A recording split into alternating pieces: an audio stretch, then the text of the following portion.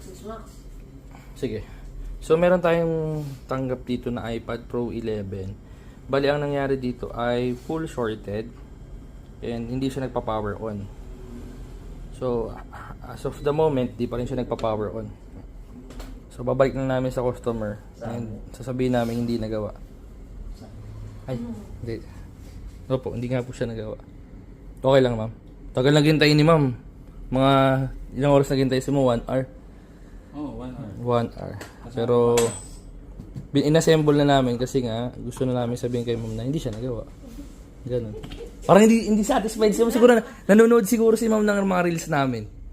Hindi, mayroon akong, naging pinagawa na ako dito before. Ako yung tumatawag pero yung sister ko yung nagdadala. iPhone 11. Naniniwala po kayo hindi nagawa, ma'am?